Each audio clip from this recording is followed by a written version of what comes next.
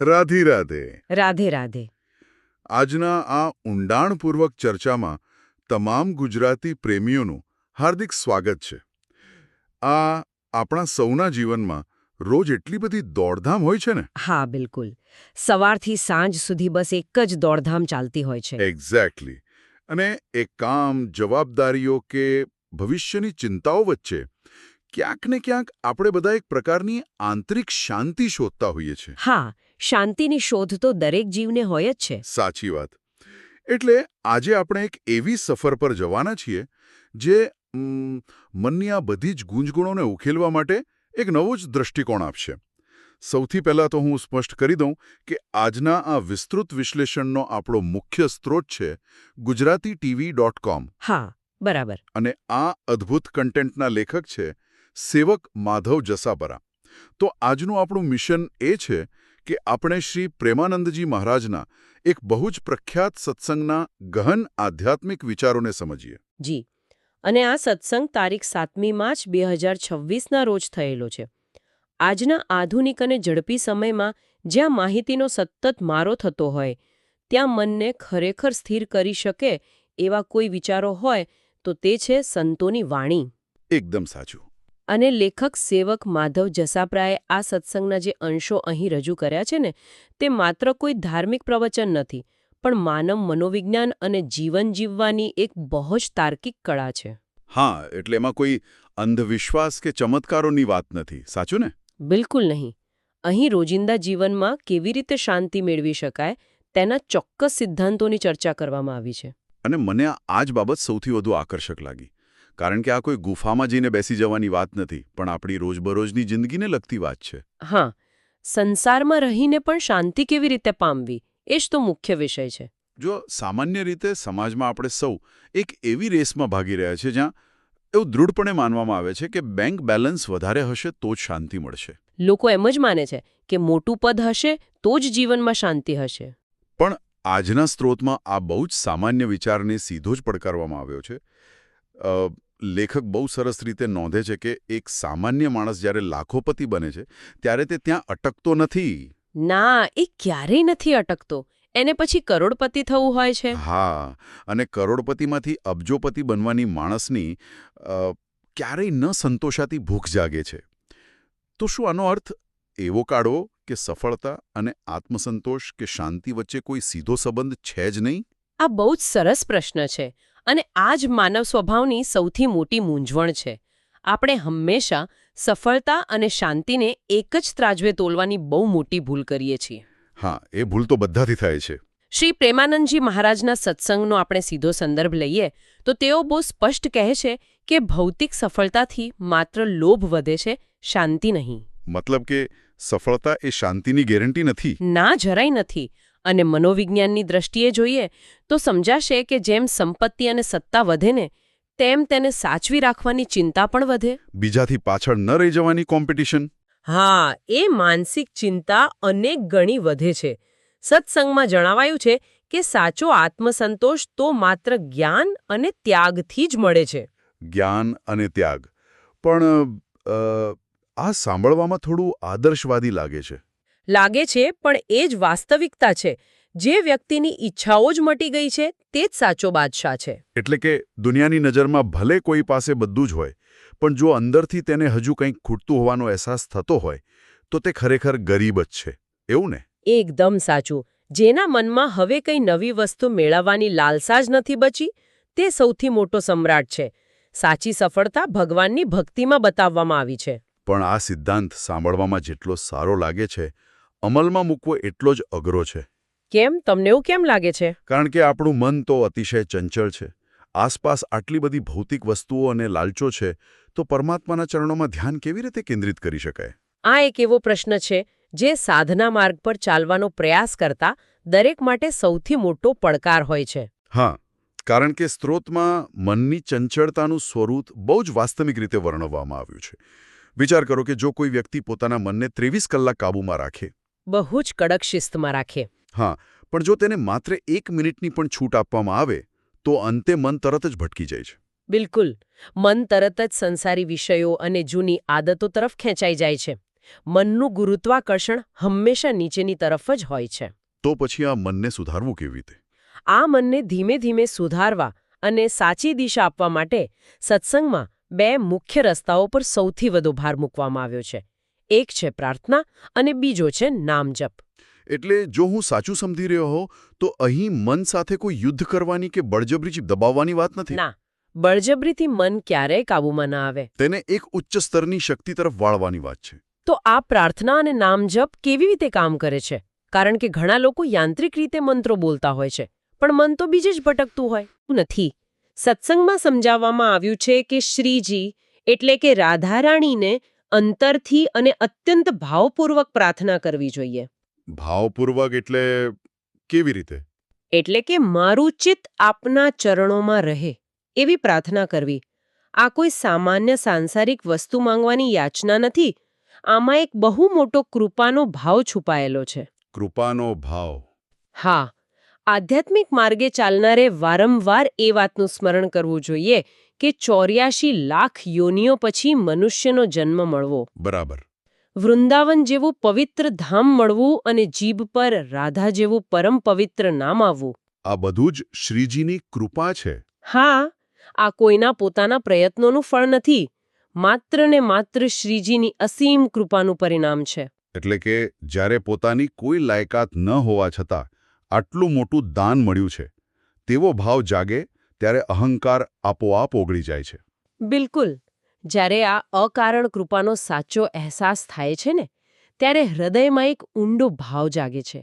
આંખમાંથી આંસુ સરે છે. અને ત્યારે પરમાત્મા પ્રત્યે એક પ્રકારનું આપોઆપ અપનાપણું આવી જાય છે. હા, પછી તેમને યાદ કરવા માટે પ્રયત્ન નથી કરવો પડતો. આ અપનાપણું કેળવવા અને મનને શુદ્ધ રાખવા માટે સતત સત્સંગ, નિરંતર નામજપ બહુ જરૂરી છે. અને સ્ત્રોતમાં એક બીજી વાત પર પણ ખૂબ ભાર મૂકવામાં આવ્યો છે. સાત્વિક ભોજનની અનિવાર્યતા. હા, સાત્વિક ભોજન. આપણી સંસ્કૃતિમાં કહેવાય છે ને કે જેવું અન્ન તેવો ઓડકાર અને તેવું જ મન. સાચી વાત છે. ખોરાકની સીધી અસર આપણા વિચારો અને આપણા મન પર પડે છે. આ તો એવી વાત થઈ કે જો પાયો મજબૂત હશે તો જ ઇમારત ટકશે. હા, સાત્વિક ભોજન અને સત્સંગ એ આધ્યાત્મિક ઇમારતનો પાયો જ છે. પણ હવે આ નામજપના મુદ્દા પરથી મારા મનમાં એક ખૂબ જ વ્યવહારિક શંકા આવે છે. બોલો, શું શંકા છે? ઘણીવાર એવું જોવા મળે છે કે કોઈ વ્યક્તિ ખૂબ જ શ્રદ્ધાથી ભક્તિના માર્ગે આગળ વધવા માંગે છે અને તે કોઈ ગુરુનું શરણ લે છે. બરાબર. પણ ધારો કે કાળક્રમે એવું જાણવા મળે કે માર્ગદર્શન આપનાર ગુરુ જ કાચા છે, એટલે કે આધ્યાત્મિક રીતે અપૂર્ણ છે કે તેમનામાં કોઈ ખામી છે, તો પછી પેલી શ્રદ્ધાળુ વ્યક્તિનું શું થાય? આધ્યાત્મિક જગતમાં આ એક અત્યંત સંવેદનશીલ પ્રશ્ન છે, જેનો સામનો ઘણા સાધકો કરતા હોય છે. હા, કારણ કે જો ગુરુ જ કાચા હોય તો શું આવા માર્ગદર્શનથી કોઈ સામાન્ય જીવનો ઉદ્ધાર શક્ય છે ખરો? જ્યારે ગુરુ પ્રત્યેની શ્રદ્ધા ડગમગી જાય ત્યારે આખી સાધના પડી ભાંગવાનો ડર રહે છે. એ વાત સાચી. પરંતુ આ સત્સંગના સ્ત્રોતમાં આનો જવાબ આપણા પ્રાચીન ગ્રંથોમાંથી બહુ જ સ્પષ્ટ અને આશ્વાસન આપનારો આપ્યો છે. કયો જવાબ છે? આ સંદર્ભમાં વાલ્મીકી ઋષિનું પ્રખ્યાત ઉદાહરણ સૌથી સચોટ બેસે છે. અહીં મૂળ સિદ્ધાંત એ પ્રસ્થાપિત કરવામાં આવ્યો છે કે ગુરુ ભલે ગમે તેવા હોય, અપૂર્ણ હોય કે કાચા હોય, પરંતુ પરમાત્માનું જે નામ છે તે તો હંમેશા સિદ્ધ, પૂર્ણ અને સાચું જ હોય છે. ઓહ, એટલે નામની તાકાત વધારે છે. આ વાલ્મીકીજીની કથા તો આપણા સમાજમાં ખૂબ પ્રચલિત છે. હા, એવું કહેવાય છે કે તેઓ શરૂઆતમાં વાલીઓ લૂંટારો હતા. બરાબર. અને જ્યારે તેમને રામ નામ જપવાનું કહેવામાં આવ્યું ત્યારે તેઓ સીધી રીતે રામ રામ બોલી શકતા ન હતા. હા, વાલ્મીકીજીના પૂર્વકર્મો જેવા હતા કે તેમના મુખમાંથી રામ શબ્દ નીકળતો જ ન હતો. એટલે તેમને ઉલટું નામ જપવાનું કહેવામાં આવ્યું હતું ને? હા, તેમને ઉલટું નામ એટલે કે મરા જપવાનું કહેવામાં આવ્યું. હવે તાર્કિક રીતે વિચારીએ તો મરા શબ્દનો અર્થ તો મૃત્યુ થાય છે. હા, એ કોઈ પવિત્ર મંત્ર તો નથી જ.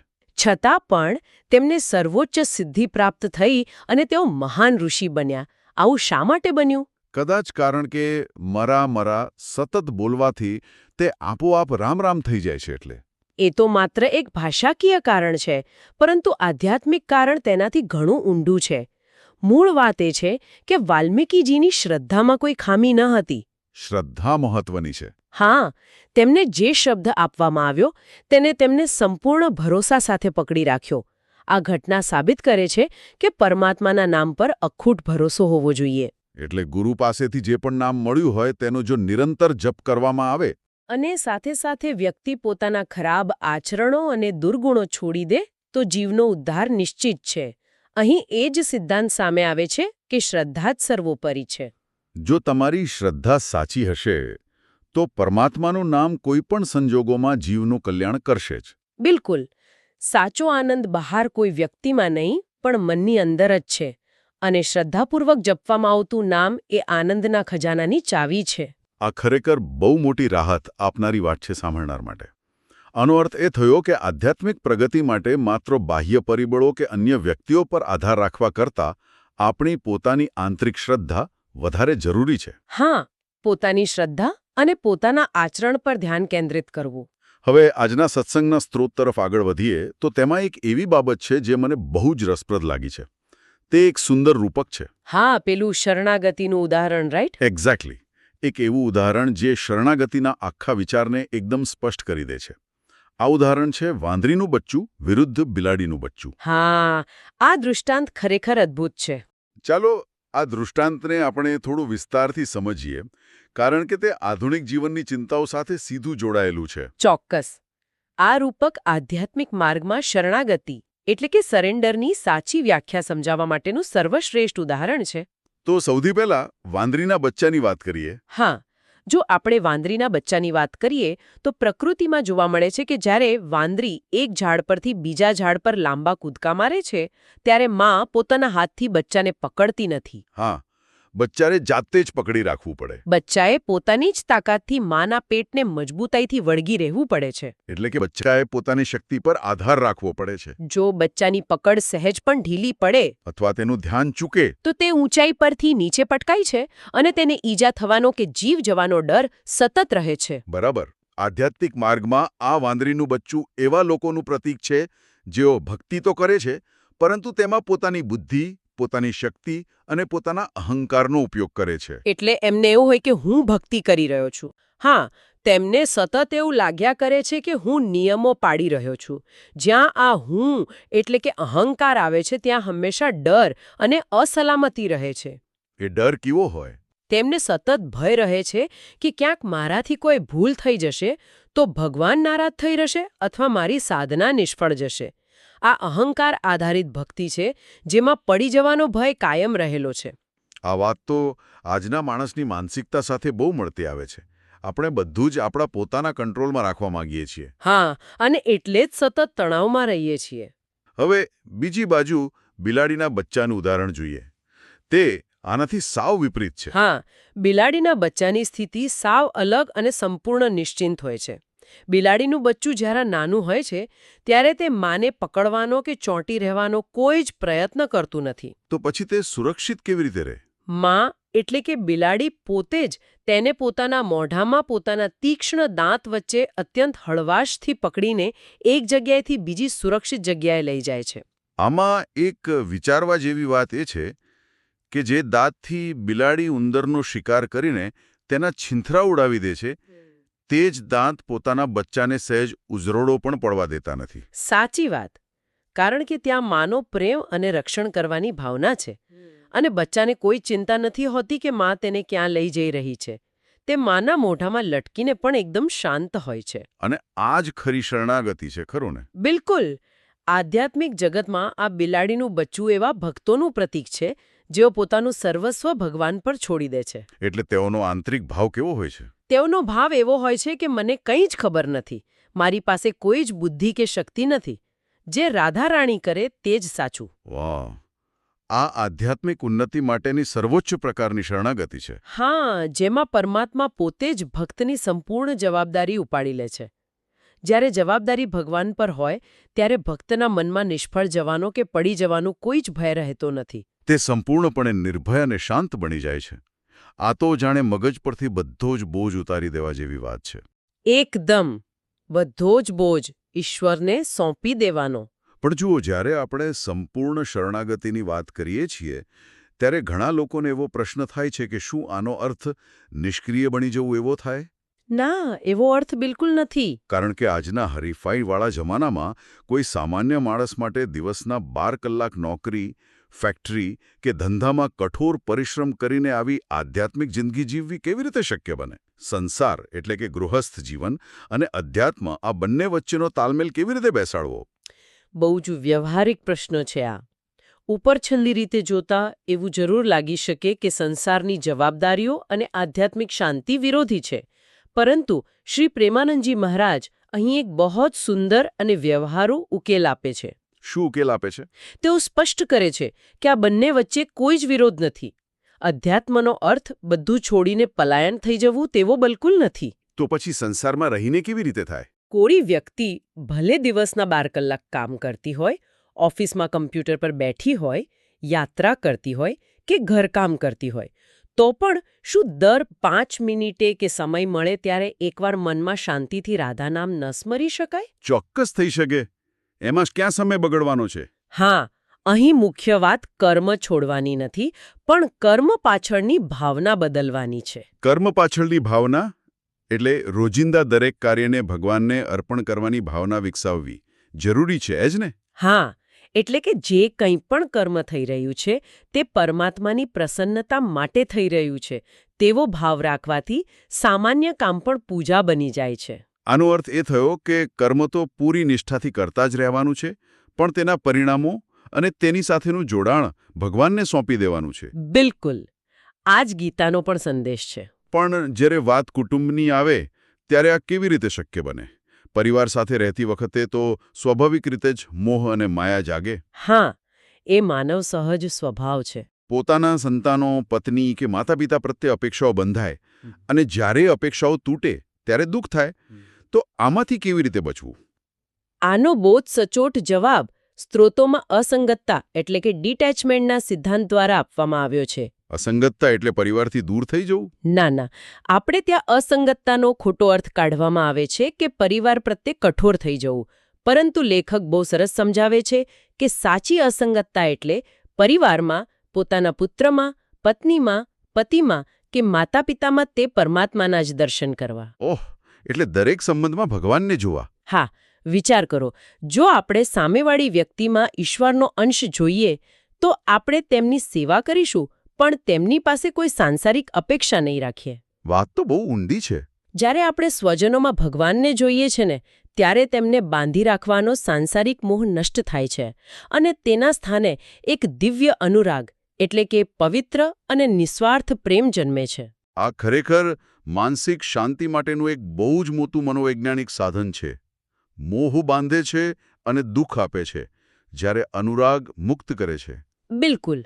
જ્યારે વ્યક્તિ આ દૃષ્ટિ કેળવે છે ત્યારે તે વ્યક્તિ આ સંસારમાં પોતાના પરિવારની વચ્ચે રહીને બધી જ સામાજિક અને કૌટુંબિક ફરજો પૂરી નિષ્ઠાથી નિભાવવા છતાં પણ કમળના ફૂલની જેમ અલિપ્ત અને અસંગ રહી શકે છે. કમળના ફૂલની જેમ? હા, કમળ જેમ કાદવમાં ખીલે છે પણ તેના પર કાદવ ચોંટતો નથી, તેમ ભક્ત સંસારમાં રહે છે પણ સંસારી મોહ તેને વળગતો નથી.